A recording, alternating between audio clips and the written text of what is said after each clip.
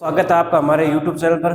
दोस्तों अभी जो हमारी क्लास चल रही है ALP CBT 2 के लिए हम मैथ्स की क्लास ले रहे हैं। तो इसमें हम प्रीवियस ईयर के जो भी क्वेश्चन आए उनको देख रहे हैं और इसके अलावा जो इस बार जो रेलवे में सवाल आए हुए हैं तो उन सवालों को भी हम देखते जा रहे हैं। तो प्रीवियस क्लास में हमने जो हमारा टॉपिक चला था वो प्रॉफिट लॉस वाला चला था, उसके आगे क्वेश्चन को हम देखते हैं।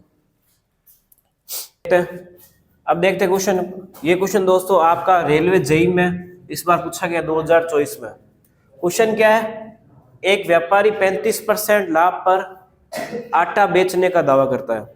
एक व्यापारी 35% लाभ पर क्या करता है? आटा बेचने का दावा करता है, लेकिन बेईमानी से वह एक ऐसे वजन का उपयोग करता है जो उस उल्लिखित वजन से 16% कम है। कितने परसेंट कम है? 16% कम है। तो व्यापारी द्वारा अर्जित कुल लाभ परसेंट निकालना है। क्या निकालना है? तो लाभ परसेंट की इस पर निकाला जाता है हमेशा, क्रय मूल्य पर निकाला जाता है वैसे।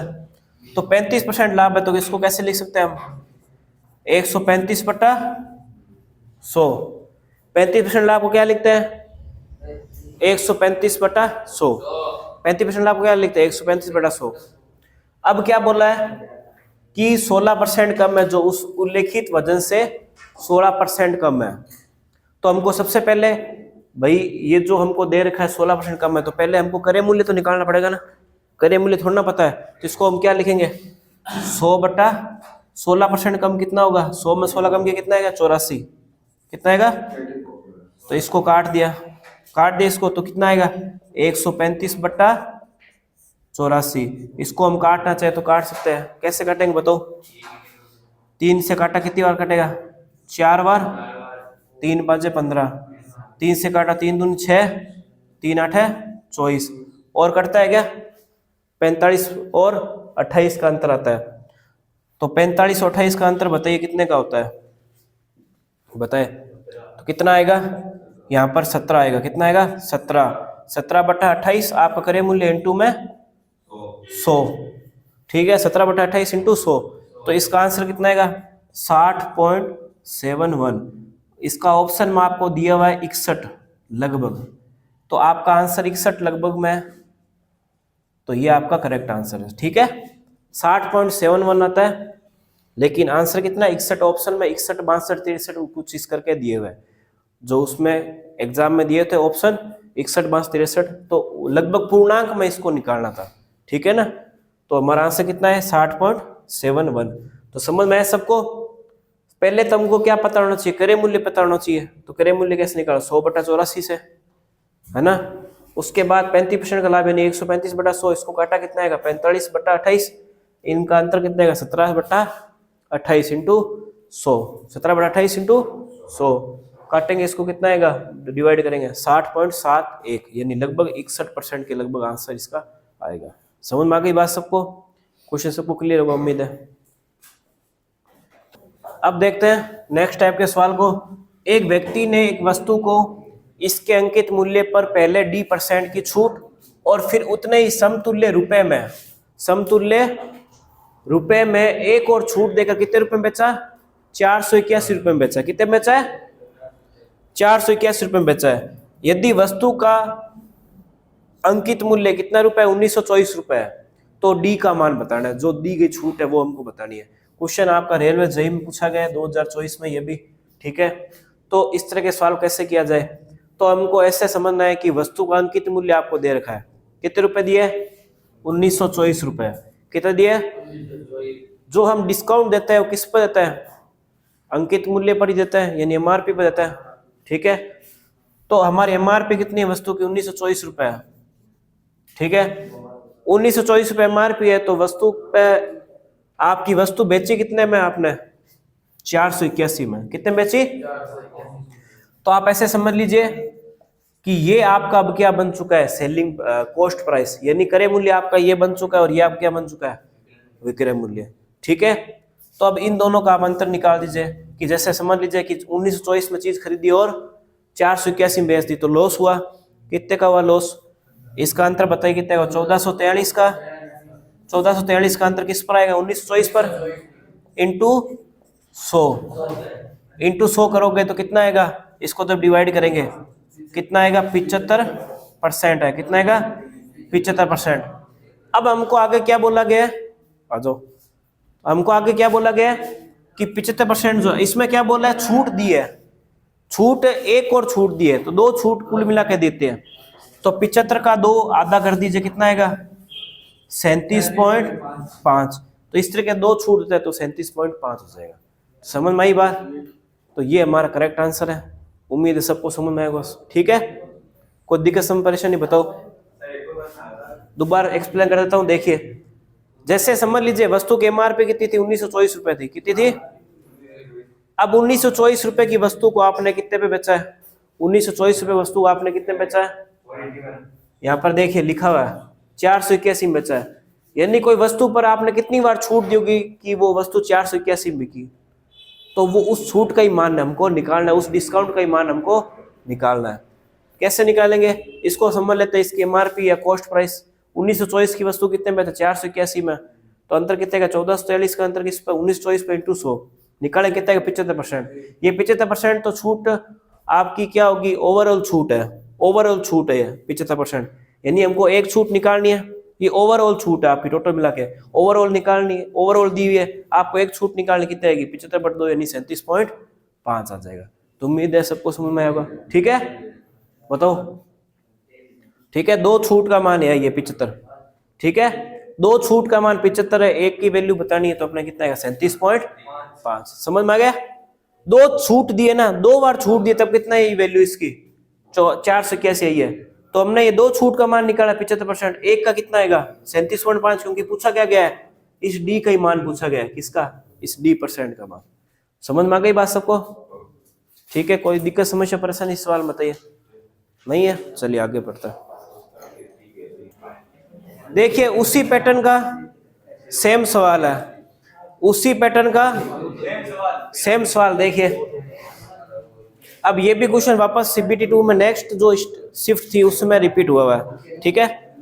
दूसरी शिफ्ट थी एक और।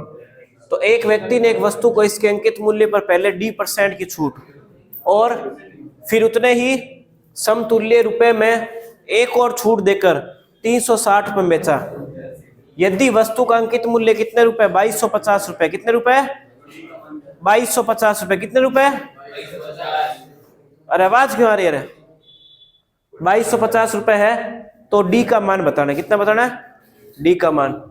तो वस्तु का अंकित मूल्य कितना है? ये देखिए वस्तु अंकित मूल्य कितना है? 2250 रुपए। कितने रुपए? 2250 रुपए। एमआरपी कितनी है? 2250 की एमआरपी है, और छूट देके कितने में बेच रहे हैं? 360 रुपए में। कितने बेच रहे हैं? 360 में बेच रहे हैं। एमआरपी कितनी थी? 2250। तो मैंने क्या बताया कि पहले सबसे पहले नीचे एमआरपी लिखनी है अपने को, तो ये 2250 रुपए एमआरपी आ गई नीचे। अगर याद नहीं रहता तो आप ऐसे एमआरपी भी लिख सकते हैं, एमआरपी, और ये ऊपर क्या हो गया? एसपी हो गया, या इसको सीपी समझ सकते हैं, ठीक है?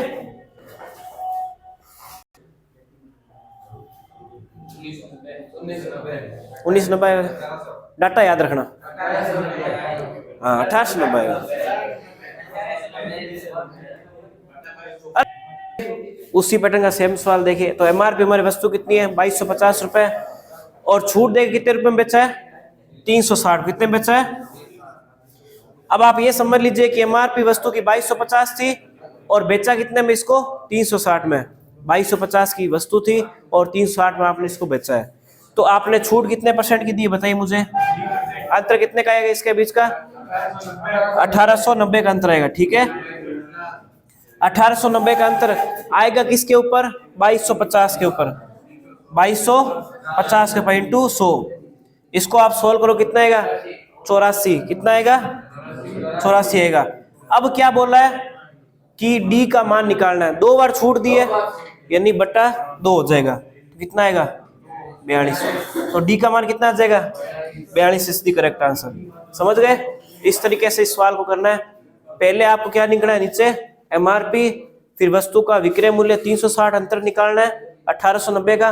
इस टाइप का क्वेश्चन 3 बार आ चुका है, टेक्नीशियन में भी सवाल ये पूछा जा चुका है, और रेलवे जेई में 2 बार ये क्वेश्चन अलग अलग शिफ्टों में रिपीट हुआ है। तो क्वेश्चन की फ्रीक्वेंसी इसकी है, तो आपको दोबारा पूछ सकता है क्वेश्चन। तो आपका वस्तु का एमआरपी कितने रुपए? 2250 की चीज को आप कितने बेचा है? 360 में। एकदम नए पैटर्न के सवाल करा रहा हूँ, जो खास खास क्वेश्चन है, ठीक है, ये आपके एग्जाम के लिए बहुत हेल्पफुल रहेगा। तो 2250 की ये वस्तु है, बेचा कितने में आपने इसको? 360 में बेचा है। तो छूट कितने की दी आपने, बताइए, छूट कितने की दी आपने? 1890 की। इसमें कितना है अंतर आया? बट्टे में अंतर किस पर है? 2250 इंटू 100 में कितना आएगा? 84% है। छूट दी कितनी बार है? ये 2 बार छूट दी गई है। एक डी का मान कितना होगा? एक डिस्काउंट का मान कितना होगा? 42। 2 का मान कितना है? 84। तो 1 का मान कितना आएगा? 42। तो समझ में आ गई सबको बात? चलो अब आगे नेक्स्ट टाइप का सवाल देखते हैं। एक व्यक्ति ने 1 रुपए में 40 नींबू खरीदे। 1 रुपए में कितने नींबू खरीदे? 40 नींबू खरीदे। एक व्यक्ति ने 1 रुपए में 40 नींबू खरीदे। 25% का लाभ प्राप्त करना है। कितने का? 25% का लाभ प्राप्त करने के लिए उससे 1 रुपए में कितने नींबू बेचने होंगे? सवाल, ये क्वेश्चन ये भी जेईई में पूछा गया है। देखिए रुपए कितने हैं? 1 रुपए। 1 रुपए में कितने खरीदे? 40। तो इस तरह का जब भी सवाल आता है तो ऊपर हम क्या रखते हैं? रुपए को, नीचे वस्तु को। तो इसका पैटर्न ये होता है सवाल का, ऊपर रखना होता है रुपए और नीचे रखना होता है वस्तु। तो यहाँ पर रुपए समान है वैसे, ठीक है। 1 रुपए में वस्तु कितनी बेच रहा है, सॉरी खरीद कितनी रहा है? 40। कितनी खरीद रहा है? 40। अब पर प्रॉफिट कितने करना है? 25 का, यानी 125 बटा 100। समझ में आ गया? ये रुपए आ गए 1/40। 25% का लाभ प्राप्त करना है, यानी कि 125 बटा 100। समझ में आ गई बात? तो इसको कर लेते हैं। 25 5 125, 25 चौके 100, 5 से काटा 8 बार। तो 1 रुपए में कितने बचेगा? 32, यानी कितने बचेगा? 32। यही पूछा गया। 1 रुपए में कितने नींबू बेचे? 1/32 का मतलब क्या है कि 1 रुपए में कितने नींबू बेचे हैं? 32। तो ये बात समझ में आ गई?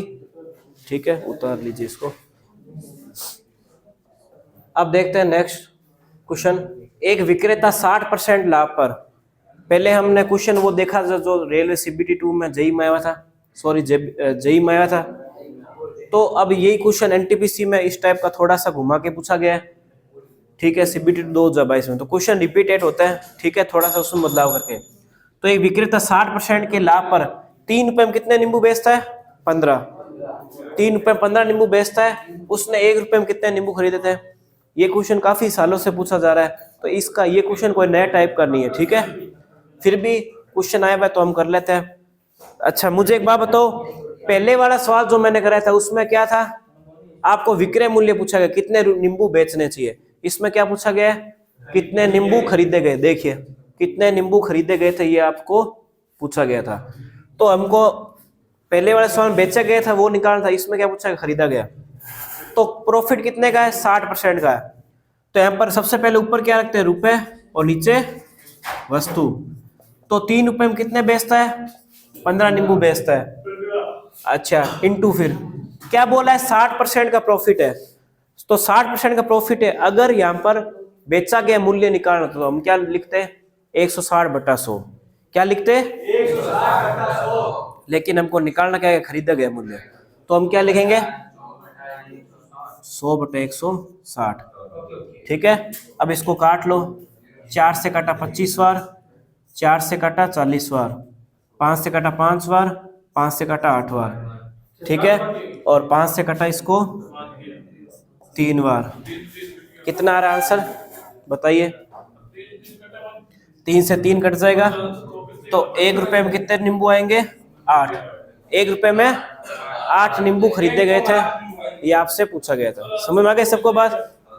तो 3 रुपए की वैल्यू थी 15। 3 रुपए 15 नींबू बेचता है। पूछा क्या गया था? 60% प्रॉफिट पर कितने नींबू खरीदे थे? तो 100 बटा 160 होगा। कितना? 100 बटा 160 काटेंगे इसको, कितना आएगा? 1 रुपए में 8 नींबू, यानी कि 8 नींबू उसने खरीदे,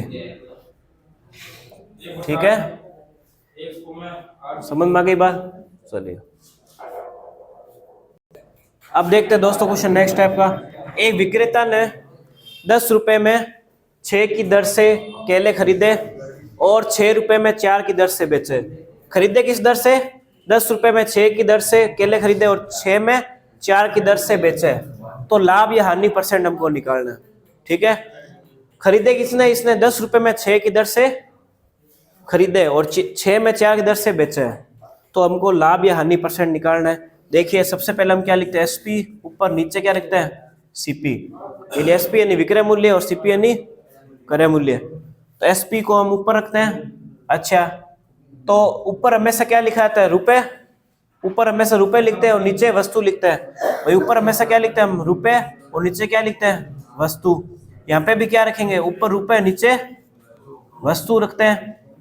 तो यहाँ पर रुपए कितने रखे हैं, 10 रुपए। वस्तु कितनी है, 6 बट्टे में। ये तो खरीदा गया है, सॉरी यहाँ पर ये बेचा गया लिखना है ना, ये गलत लिख दिया अपन ने, बेचने वाला लिखना है। तो 6 रुपए में 4 लिखना है, तो कितना आएगा, 6/4। रुपए 6 और वस्तु कितनी है, 4। खरीदा कितना है, 10 रुपए में 6, तो 10/6। अब इसको उल्टा कर दो, तो उल्टा करेंगे 6/4 इंटू में कितना है, 6/10। कितना हो जाएगा, इसको काट लो, 2 तिया 6, 2 दूनी 4, 2 से काटा 3 बार, कितना आ गया, 9/10। यानी आपने 10 में खरीदा, 9 में बेच दिया। 10 में खरीदा 9 में बेच दिया। तो ये लॉस होगा कितने परसेंट का होगा, तो वो निकाल लेता है। एक का लॉस किस पर आएगा, 10 पर, इंटू कितना आएगा, 10% हानि। तो काफी इजी क्वेश्चन है, ठीक है। तो उम्मीद सबको समझ में आएगा। ऊपर क्या रखना है, रुपए, नीचे क्या रखना है, वस्तु। ऊपर क्या रखना है, रुपए, नीचे वस्तु। यहाँ पर सबसे पहले क्या लिखना है, बेचा गया मूल्य 6 रुपए में 4, ठीक है। और नीचे खरीदा गया मूल्य कितना है, 10 रुपए में 6, 10 रुपए में 6। ऊपर 6 रुपए में 4 बेचा है, तो 10 रुपए में 6 खरीदा है। 6/4 इंटू, अब इसको उल्टा कर देंगे क्योंकि ऊपर जाएगा तो उल्टा हो जाएगा, 6/10। इसको गुणा करेंगे, भाग करेंगे, कितना आ जाएगा, 9/10। 10 रुपए में खरीदा और 9 में बेच दिया, तो लॉस हुआ है। कितने का लॉस हुआ है, एक का लॉस किस पर हुआ, 10 पर, इंटू 100, कितना है, 10% हानि। एक विक्रेता ने 5 रुपए में 8 की दर से केले खरीदे और 8 में 5 की दर से बेचे। उसी पैटर्न का सेम सवाल है और लाभ इसमें पूछा गया, लाभ परसेंटेज। क्वेश्चन रेलवे CBT 2 पूछा गया LP में। तो देखिए कैसे होगा, ऊपर क्या लिखते हैं, एसपी, नीचे सीपी। देखो एसपी आपको क्या लिखा है, 8 रुपए में 5, 8 रुपए में 5 है। अच्छा, वस्तु का क्रय मूल्य कितना है, 5 रुपए में 8 है, 5 रुपए में 8 है। तो इसको 8/5 है, इसको हम क्या करेंगे, उल्टा करेंगे, तो कितना हो जाएगा, 8/5 ये हो जाएगा। तो कितना हो, 64/25। अब आपने क्या किया, 25 रुपए में चीज खरीदी और 64 में बेच दिया, तो आपको लाभ भी हुआ है। और वैसे भी लाभ परसेंट निकालना है, तो 25 और 64 का अंतर निकालना है आपको। कितने का होगा, 64 और 25 का अंतर कितने का होगा, 39 का। 39 का अंतर किस पर निकालना है, 25 पर, इंटू 100। 5 से काटा 5 बार, 5 से काटा 4 बार, ठीक है, सही है। 39/25 इंटू 100, 25 चौका 100, सीधा 25 चौक 100 होगा, तो ठीक है। तो 39 को 4 से गुणा करो, कितना है, 156%, सही आंसर है, ठीक है। आपको ऑप्शन में कई बार ऐसे भी मिल सकता है 1.56, अगर 1.56 भी मिले ना आपको आंसर, तो वो भी सही है, क्योंकि 156 में बट्टा 100 करो, कितना हो जाएगा, 1.56। इस तरीके से भी ऑप्शन आपको मिल सकता है। तो 156% इज द करेक्ट आंसर। समझ गए, दिक्कत समस्या परेशानी, यस। दोस्तों आज क्लास को मैं समाप्त करते हैं। उम्मीद है वीडियो पसंद आई होगी। अगर दोस्त चैनल पर नए, चैनल को सब्सक्राइब जरूर कीजिएगा और वीडियो को अधिक से अधिक शेयर भी जरूर कीजिएगा। दोस्तों मिलते हैं नेक्स्ट टाइम, तक के लिए जय हिंद, जय भारत।